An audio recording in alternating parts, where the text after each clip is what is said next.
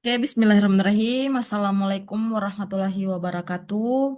Selamat malam, teman-teman. Wabarakatuh. Karena kebetulan kami presentasinya malam. Perkenalkan, saya Waudia Husriawati dan teman saya, Ibu Indah. Pada malam hari ini, kami akan mempresentasikan review jurnal yang berjudul Analyzing Textbook Treatment of Similarity in Plane Geometry oleh Ibu Diana Wijayanti tahun 2019. Jika kami artikan dalam bahasa Indonesia, artinya menganalisis perlakuan buku teks tentang kesamaan dalam geometri bidang. Oke, kami langsung saja. Buku teks adalah filter utama yang membentuk bagaimana matematika diajarkan dan dipelajari di kelas. Buku teks bukan sekedar kumpulan materi, mereka adalah alat utama yang menerjemahkan pengetahuan akademis menjadi praktik di kelas. Proses ini disebut transposisi didaktik, membentuk apa yang dianggap penting oleh guru dan siswa. Berdasarkan diagram di samping, pengetahuan akademis itu adalah konsep matematika murni. Pengetahuan untuk diajarkan merujuk pada kurikulum resmi dari pemerintah. Selanjutnya, pengetahuan dalam buku teks, interpretasi dan implementasi kurikulum oleh penulis. Pengetahuan yang minimal harus diajarkan pada ujian nasional dan fokus yang diuji secara resmi. Latar belakang teoritis atau praksiologi. Teori antropologi didaktik atau TAD, Anthropological Theory of Didactic. Setiap aktivitas matematika, termasuk yang disajikan dalam buku teks, dapat dianalisis sebagai sebuah praksiologi yang terdiri dari 4 komponen. Yang pertama, tipe tugas. Jenis soal yang harus diselesaikan, misalnya menentukan apakah dua bangun sebangun. Yang kedua, teknik, cara atau algoritma yang digunakan untuk menyelesaikan tugas tersebut. Yang ketiga, teknologi, pembenaran atau justifikasi untuk teknik yang digunakan. Yang keempat, kerangka teoritis yang lebih umum, tempat teknologi berakar. Dalam hal ini, teori, geometri, Euclides, dan proporsi. Selanjutnya, tujuan penelitian ini adalah membangun model referensi praksiologis untuk konsep kesebangunan. Model ini digunakan sebagai patokan ideal untuk mengevaluasi praksiologi yang disajikan oleh buku teks. Untuk selanjutnya, silakan Ibu Indah menjelaskan.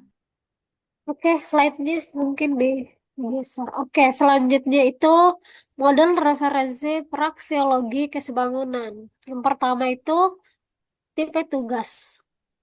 Tipe tugas menentukan apakah dua bangun datar poligon sebangun atau tidak. Yang kedua itu teknik. Teknik memverifikasi di dua kondisi fundamental kesebangunan S1 dan S2 atau sudut dan sisi. Ketiga, kondisi kesebangunan S1 sudut, semua pasangan sudut yang bersesuaian memiliki ukuran yang sama atau kongruen. S2 atau sisi, semua pasangan sisi yang bersesuaian memiliki rasio panjang yang sama. Teori, teori geometri atau kesebangunan dan teori aritmetika, rasio dan proporsi. Kasus khusus teknik pembeda untuk poligon umum, kedua syarat S1 dan S2 harus diverifikasi secara terpisah.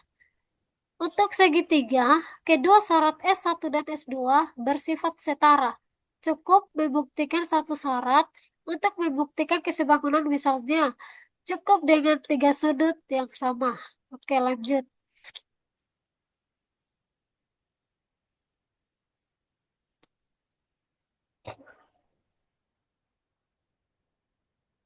Di Indonesia, ujian nasional menciptakan tekanan tinggi untuk membentuk prioritas dalam pendidikan. Matematika adalah salah satu mata pelajaran wajib dalam ujian nasional atau UN tingkat SMP, di mana siswa harus mencapai nilai minimum. Tekanan untuk lulus ujian nasional sangat besar, yang secara alami memengaruhi fokus pengajaran di sekolah. Pertanyaan kunci, sejauh mana buku teks mencerminkan fokus dari ujian nasional? Yang kedua, apakah buku teks secara eksplisit menekan jenis-jenis soal? yang paling sering muncul dalam ujian, dan yang ketiga, jenis soal apa yang terabaikan. Selanjutnya mungkin Ibu Sri. Oke, saya lanjut. Untuk membongkar perlakuan buku teks, kami membangun sebuah mesin analisis berdasarkan kerangka kerja praksiologi.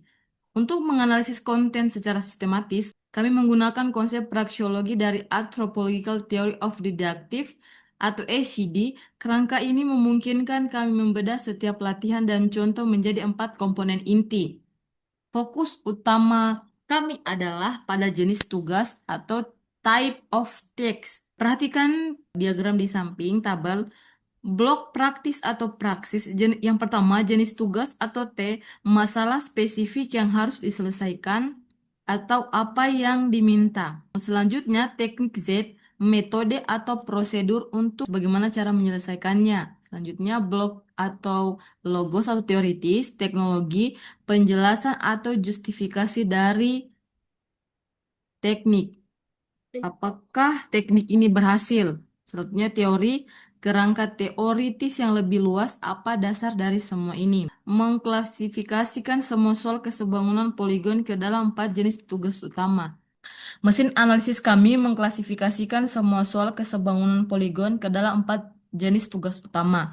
Yang pertama, T1 memutuskan kesebangunan. Perhatikan persegi di bawah. Deskripsi menentukan apakah dua poligon yang diberikan sebangun atau tidak berdasarkan sudut dan panjang sisi yang diketahui. Jadi, ini merupakan bentuk-bentuk soal tugas. Jadi, yang T2 mengidentifikasi elemen yang bersesuaian. Deskripsinya mengidentifikasi pasangan sudut yang sama besar dan sisi yang bersesuaian dari dua poligon yang sudah diketahui sebangun.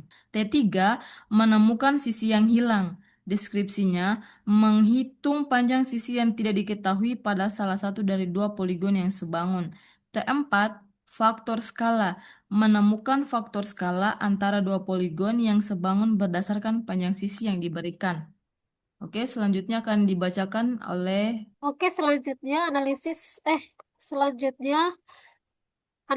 diperdalam dengan 4 jenis tugas spesifik untuk kasus kesebangunan segitiga. Kelima, memutuskan berdasarkan sudut. Deskripsi menentukan kesebangunan dua segitiga. Tidak terlalu jelas ini. Menentukan kesebangunan dua segitiga berdasarkan informasi sudut yang diberikan. T6, memutuskan berdasarkan sisi. Menentukan kesebangunan dua segitiga hanya berdasarkan informasi-informasi panjang ketiga sisi.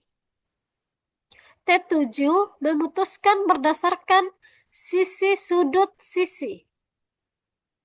Deskripsi menentukan kesebangunan berdasarkan dua pasang sisi bersesuaian dan sudut yang diapitnya. T8 menentukan sisi hilang atau kasus khusus. Deskripsinya menghitung panjang segmen garis dalam konfigurasi dua segitiga sebangun dan garis sejajar. Lanjut. Pola yang jelas muncul, mayoritas latihan di semua buku teks berfokus pada menentukan sisi yang hilang atau T3. Kami menganalisis total 422 soal dari 6 buku teks matematika SMP kelas 11 yang berbeda.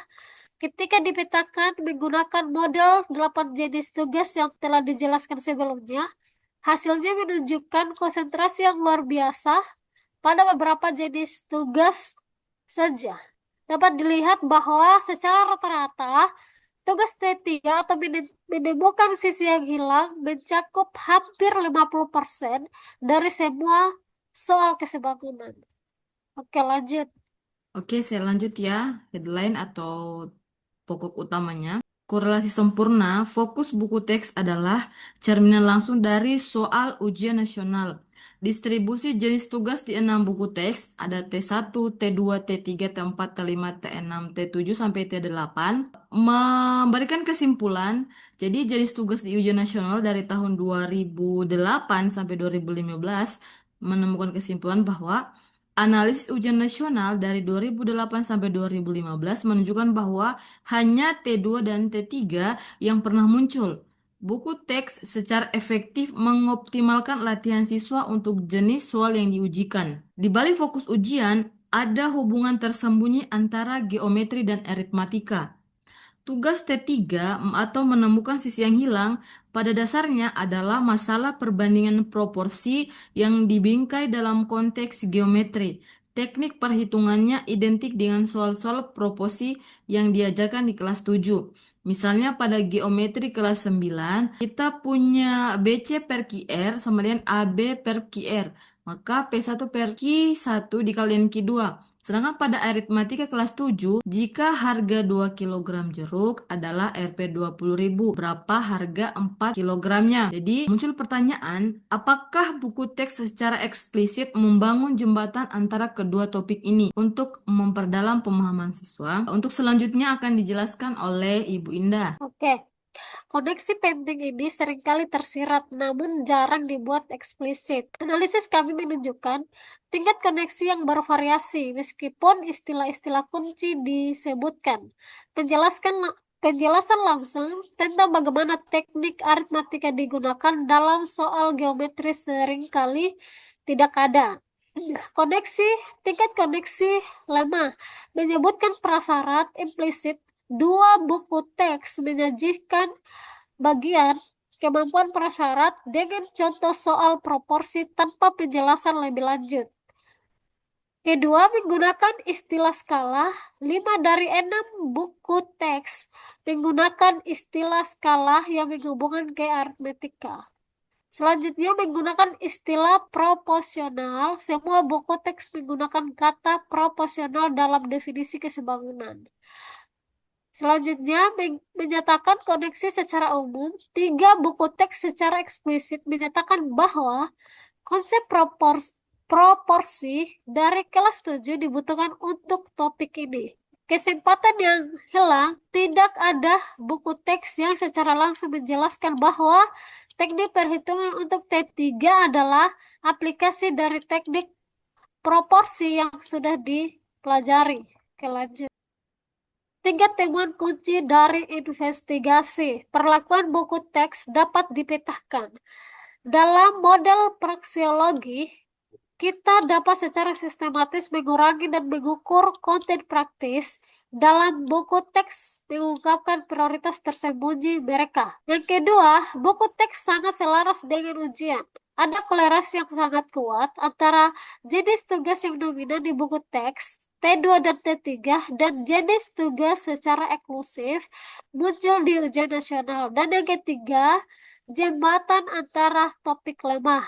Hubungan fundamental antara kesebangunan geometri dan proporsi aritmatika ada di dalam materi, tetapi jarang diesaikan secara eksplisit, sebuah peluang yang terlewatkan untuk pemahaman yang lebih dalam.